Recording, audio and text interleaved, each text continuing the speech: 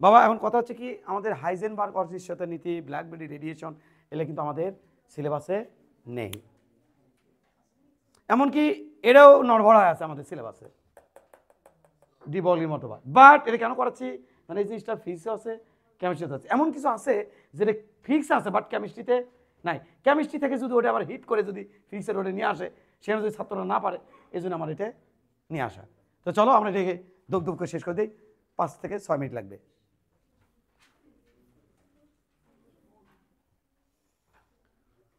এবার শোনো একটু সংক্ষেপে, আমাকে যত তোমার সাপোর্ট দিবা তত তাড়াতাড়ি শেষ করতে পারবো। আমাকে এমনভাবে সাপোর্ট দাও, মানে তোমার এমনভাবে শোনো যাতে আমি 5 মিনিটে টপিকসটা শেষ করে দিতে পারি, কারণ টপিকসটা আবার সিলেবাসের নড়ভরা, আবার এই জিনিসটা আবার 2 জায়গাতে আছে, ফিজিক্স আছে কেমিস্ট্রি আছে, তাই এটাকে একটু গুরুত্ব দিয়ে একটু বলি ঘটনাটা কি। যে কোনো বস্তুকে বা যে কোনো বস্তু যদি ভিবেগে সামনের দিকে আগায় বা ভিবেগে গতিশীল হয়, তাহলে বস্তুটি একটা তরঙ্গ সৃষ্টি করে। কি সৃষ্টি করে? আসলে ঘটনাটা কি, ঘটনা হচ্ছে একটু সংক্ষেপে শোনো। ফোটন বা আলো, আলো তো অনেকগুলো ফোটন কণার সমন্বয়ে গঠিত, কণা অনেকগুলো, আলোর এক একটা কণা ফোটন, আর অনেকগুলো কণা থাকে। তাহলে আলোর দ্বৈত নেচার আছে, ডুয়েল নেচার, দ্বৈত ধর্ম, এটা হচ্ছে তরঙ্গ ধর্ম আর এটা হচ্ছে কণা ধর্ম, বুঝতে পারছে? তা আলো কি? আলোর ফোটনের রেস্ট অবস্থায় মাস, স্থির অবস্থায় মাস হচ্ছে 0 আলোর ফোটনে, আর গতিশীল অবস্থায় অত্যন্ত ক্ষুদ্র, যা আমরা ফিল করতে পারি। যদি ফিল করতে পারতাম মাথা মাথা থাকতো না, এতক্ষণে ধাপ ধাপ করে তুমি আমি শেষ হয়ে যেতাম, ফোটন কানে এসে ঢাস ঢাস করে মারতো, এনে দাঁড়িয়ে থাকাই কঠিন ছিল, অত্যন্ত কম। কিন্তু এই ফোটনের যদি আমরা রেস্ট অবস্থায় মাস দেখি, মানে স্থির অবস্থায়, তাহলে 0। তাহলে আসলে দ্বৈত ধর্ম, তাহলে প্রথমে কি বলা হচ্ছিল, আলো এক প্রকার তরঙ্গ, পরে খুঁজে দেখা হলো যে তরঙ্গ ধর্মর পাশাপাশি আলোর মধ্যে কণা ধর্ম আছে। তাহলে এখন ডি ব্রগলি সে করছে যে যে সমস্ত বস্তুর মধ্যে পার্টিকেল ধর্ম আছে ওটার মধ্যে তাহলে তরঙ্গ ধর্ম আছে। কি করলাম বুঝছো? লজিকটা খোঁজো। আলো এক প্রকার শক্তি যার মধ্যে তরঙ্গ আছে, পরে বিজ্ঞানীরা করছে যার মধ্যে যেহেতু আলো এক প্রকার শক্তি, উহা তরঙ্গের মতো আচরণ করে, পরে দেখা গেল আলো তরঙ্গের পাশাপাশি কণার মতো আচরণ করে। এবার ডি ব্রগলি এসে করছে যারা কণা তাহলে তারা তরঙ্গের মতো আচরণ করবে। তাহলে এখন আমরা তাহলে এটা কি কণা, এটাকে যদি আমি ভিবেগে নিক্ষেপ করি তাহলে এটা তরঙ্গের মতো আচরণ করবে, এটাই বলছে ডি ব্রগলি। ডি ব্রগলি যে কথাগুলো বলছে, যেমন মনিরা যদি দৌড় মারে তরঙ্গ হওয়ার কথা, হওয়ার কথা কি না, তরঙ্গ হওয়ার কথা, কিন্তু না, এই তরঙ্গ তোমার দৃশ্যমান হবে না, সেগুলো আমরা এখানে দেখব। তাহলে ডি ব্রগলি কার জন্য বলছে? বলছে ইলেকট্রন, প্রোটন, নিউট্রন, ফোটন, যেগুলোর ভর অত্যন্ত ক্ষুদ্র। এই তো ভর হতে হবে ক্ষুদ্র, ডি ব্রগলির মতবাদ যদি তুমি কাজে লাগাতে চাও, ভর হতে হবে অত্যন্ত ক্ষুদ্র এবং বেগ হতে হবে অত্যাধিক বেশি। বুঝছো নাকি বোঝো নি? তো চলো ডি ব্রগলির মতবাদটা পড়ে আসি। তাহলে আমরা ডি ব্রগলির মতবাদ অনুযায়ী, মতবাদ মানে জানো তো হাইপোথেসিস, হাইপোথেসিস মানে তো জানো তো কোনো এক্সপেরিমেন্ট নাই, বলছে ইঙ্কে হলে যদি ইঙ্কে হয় তাহলে উঙ্কে হলে উঙ্কে হবি, এটাই মতবাদ। মানে কোনো এক্সপেরিমেন্ট নাই, এর কোনো প্রমাণ নাই, এক্সপেরিমেন্ট নাই, বিষয়টা বোঝা গেছে তো? তো চলো উনি কি বলছে ডি ব্রগলির মতবাদ, তো আমি তাহলে ইয়ে করে লিখে দিই। তুমি দেখো, যে কোনো বস্তু ভি বেগের সামনের দিকে গতিশীল হলে বস্তুর মধ্যে তরঙ্গ সৃষ্টি হয়। লেখো, এটাই ডি ব্রগলির মতবাদ। যে কোনো বস্তু ভি বেগে নিক্ষেপ করলে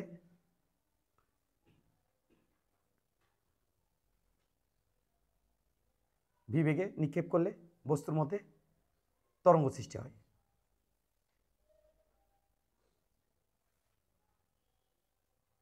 বস্তু যত ক্ষুদ্র এবং বেগ যত বেশি হবে, বস্তু যত ক্ষুদ্র এবং বেগ যত বেশি হবে, ওই তরঙ্গ তত বেশি দৃশ্যমান হবে। বস্তু যত ক্ষুদ্র এবং বেগ যত বেশি হবে,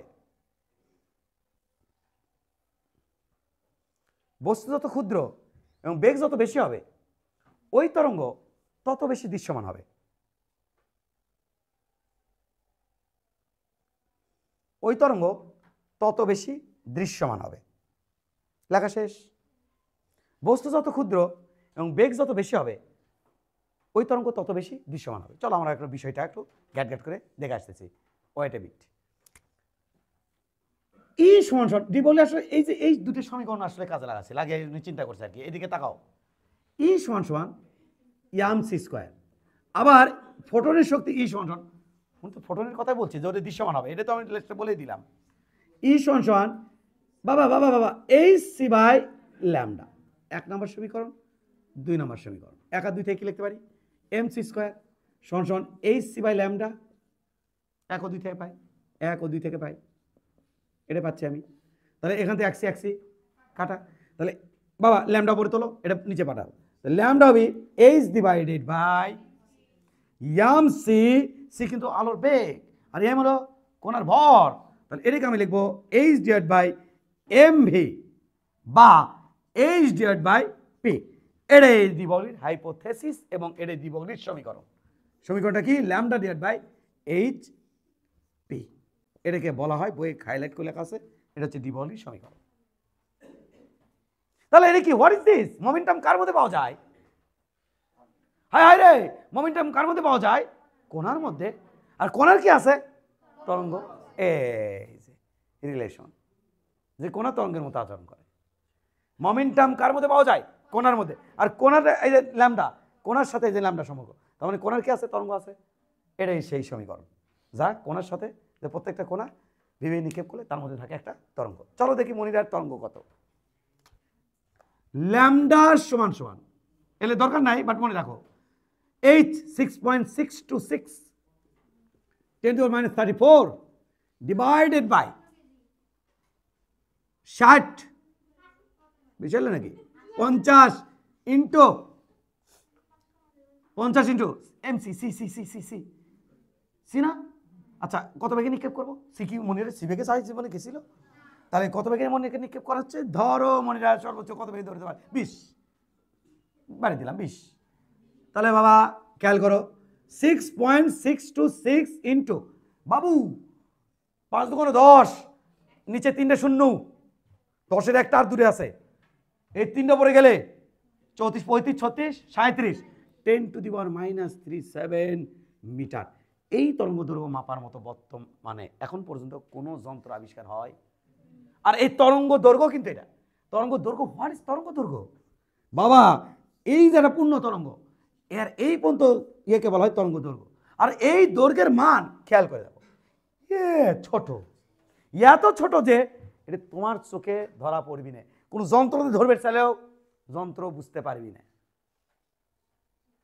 অনেক দেশের রাডারের স্পিড এত বেশি হয় যে ধরা পড়ে না, জায়গাকে মেরেই দেয়। মিসাইল বুঝো নাই, ধরে তাক করে মনে বসে আছে যে কে আসে, যাতে দেশের মধ্যে কেউ ঢুকতে না পারে। কিন্তু এমন মিসাইল মারি দিছে, এত স্পিড এসে মারছে যে যে ডিটেক্টর, ওই ডিটেক্টর ধরতেই পারেনি, তুমি খ্যাত করে আসলো। বিষয়টা এমন যে এখানে খেয়াল করো খেয়াল করো খেয়াল করো খেয়াল করো, এই তরঙ্গ দৈর্ঘ্য মাপারও কোনো যন্ত্র নাই, আর এই তরঙ্গ খালি চোখে ধরাও পড়বে না। বাট বলেছিলাম, বলো বলো বলো বলো বলো যা, যদি এটা মনে হয় ইলেকট্রন হয়, ইলেকট্রন ভর কত? ইলেকট্রন ভর 9.1 × 10⁻³ ইন্টু, এটা খেয়াল করো, আমরা পড়ানোর সময় পড়েছিলাম হাইড্রোজেনের প্রথম কক্ষপথের ইলেকট্রনের গতিশক্তি কত? 2 × 10⁶। তাহলে শুধু 10⁶ ধরি, ডাবল করলাম না, 10⁶ ধরলাম, 10⁶ এত। এটা দেখো তো কত হয়? আরে বলো না,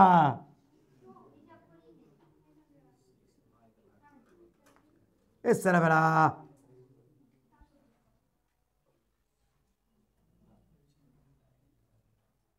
কত?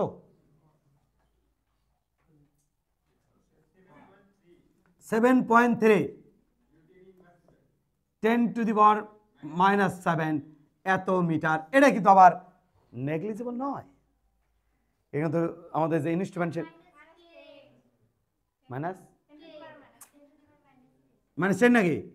-10 10 হোক যেটাই হোক হোক, এলে কিন্তু মাপা যায়। এটার নাম হচ্ছে কত জানো তো? 7.3 অ্যাংস্ট্রম মাপা যায় এবারে। তাহলে ইলেকট্রন, ফোটন এগুলোর জন্য এটা প্রযোজ্য। ফোটন কত বেগে দৌড়ায় জানো তো? আলোর বেগে। Photon photon 3 × 10⁸। তাহলে ওগুলোর জন্য কিন্তু তরঙ্গ সত্যি সত্যি আছে, কিন্তু তোমার আমার জন্য তরঙ্গ তেমন বোঝা যাবে। একটা হেলিকপ্টার যাচ্ছে, বোঝা যাবে না, খুবই নেগলিজেবল তরঙ্গ, ওই করছে, বোঝা যাবে না যে ওই তরঙ্গ করে করে যাচ্ছে, বোঝা যায় না। এর অ্যাসোসিয়েট অর্থাৎ হেলিকপ্টার অ্যাসোসিয়েট তরঙ্গ দৈর্ঘ্য নেগলিজেবল, বাট ফোটনের অ্যাসোসিয়েট তরঙ্গ দৈর্ঘ্য গ্রান্টেড, মানে আছে অবশ্যই। এই দাঁড়াও পাগল ছাগলরা, হ্যাঁ, ল্যামডা সমান সমান H/P, H/mv, তাই তো? ওগো ই কে সমান সমান আমরা কি জানি, হাফ mv স্কয়ার, হাফ ওপরে একটা m গুণ দিলাম, তাহলে m স্কয়ার লিখলাম, v স্কয়ার লিখলাম, নিচে একটা m ভাগ দিলাম, তাহলে m কাটে দিলে তৈরি থাকলো। কিন্তু এটা আমি কি লিখতে পাচ্ছি, এটা আমি লিখতে পাচ্ছি p²/2m। বাবা তাহলে পির মান কত আসে দেখেছি, p² সমান আছে 2m কাইনেটিক এনার্জি, কে দিলাম না কাইনেটিক এনার্জি, দেই কাইনেটিক এনার্জি, কাইনেটিক এনার্জি। তাহলে বাবা পির মান কত হয়, ও √2m কে ই প্রাম প্রাম প্রাম H/√2m কে ই, কে মানে বুঝছো তো, কাইনেটিক এনার্জি। ইটা না ছোট করে পিছনে দাও যাতে তোমার চোখে দৃষ্টি কটু না হয়। কোন তরিতে, স্থির তরিতে। এখানে একটা পাত আছে, এখানে একটা পাত আছে, উপায় নাই তো, plus plus plus plus plus minus minus minus minus minus, এই দুই পাতের মধ্যে বিভব পার্থক্য হচ্ছে ΔV। এই পাত থেকে কিউ পরিমাণ চার্জ যদি ওই পাতে নিয়ে যায়, কাজ যদি ডাব্লিউ এক্সটার্নাল পরিমাণ হয়, কাজ যদি ডাব্লিউ এক্সটার্নাল পরিমাণ হয়, তাহলে কি পরিমাণ চার্জ নিয়ে কাজ হলো, তাহলে 1 কুলম্ব চার্জ দিলে কাজ করতে হবে ডাব্লিউ এক্সটার্নাল কিউ। তাহলে সেক্ষেত্রে আমরা কি বলবো, ΔV সমান বলবো কত, W external divided by Q. বুঝছো না, বোঝো না? এতে ডাব্লিউ এক্সটার্নাল মানে কি বলবো, ডাব্লিউ এক্সটার্নাল বলবো কিউ ΔV। যদি কোনো জায়গায় দেখো কিউ ভি আর ওই ভি মানে তুমি বুঝে নেবো এটা আসলে কি, ΔV, তাই তো কথা ছিল। আর তুমি কি জানো ছোটবেলা থেকে, কি তো কাজ গতিশক্তি পরিবর্তনের সমান, তাহলে আমি কি লিখতে পারি না, কাইনেটিক এনার্জি সমান সমান কিউবি। তাহলে এই জায়গাতে আমি লিখতে পাচ্ছি H/√2m কিউভি। ইলেকট্রনের জন্য আমরা লিখবো H/2m ইভি, ওপর একখান √।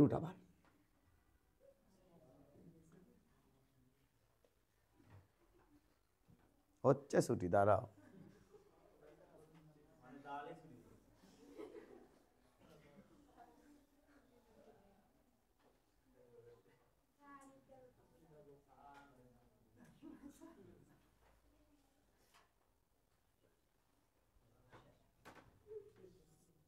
তাকাও।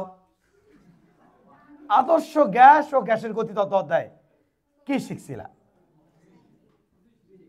এক পারমাণবিক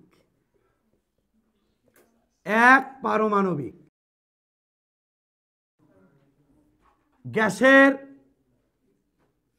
এক পারমাণবিক গ্যাসের প্রতি অণুর গতিশক্তি কত হয়, গতিশক্তি দেখো তো মনে আছে তোমার, 3/2m কেটি, মনে আছে তোমার, কি হলো বোলটজম্যান কনস্ট্যান্ট। তাহলে বাবা এটা কি গতিশক্তি না, তাহলে এই গতিশক্তি জায়গাতে ই কে, এটাই তো সেই ই কে সমান 3/2 কেটি। এই মানটা যদি আমরা এখানে বসাই, তাহলে আমরা কি পাই, H/2m, কে এর মান হচ্ছে 3/2 কেটি। 2 দিয়ে 2 কাটা, ঝামেলা করে ফেলবি নাকি, বাচ। তাহলে 2 দিয়ে 2 কাটা গেলে, এখানকার 2 দিয়ে এখানকার 2 কাটা গেলে থাকলো কি, এই এখানকার 2 দিয়ে কাটা গেলে থাকলো 3m কেটি পার্সেরে। এখানে কে হলো বোলটজম্যান কনস্ট্যান্ট, যার নাম হচ্ছে R/NA, মান হচ্ছে ভুলে গেছে মনে হচ্ছে 1.38 × 10⁻⁻23, এটা হচ্ছে বোলটজম্যান কনস্ট্যান্ট। আর এখানে টি কিন্তু পরম তাপমাত্রা, টি সমান পরম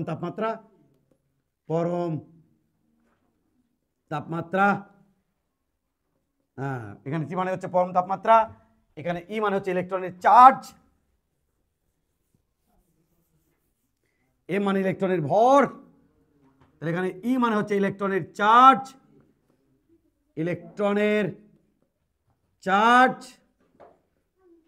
আর এম মানে হচ্ছে ইলেকট্রনের ভর, আর কোটি কি আছে, এইচ হচ্ছে প্ল্যাঙ্কের ধ্রুবক, ধ্রুবক, আর কোথায় কি আছে, ভি তো বেড়ে গেলে তো পারবাই, এম তে ভর, এখানে কোথায় এম, এই এম, এম কিন্তু ইলেকট্রন খালি বললে ভুল হয়ে যাবে, ইলেকট্রন ভর বললে ভুল হবে, তাহলে লিখতে হবে ইলেকট্রন, ইলেকট্রন, প্রোটন, ফোটন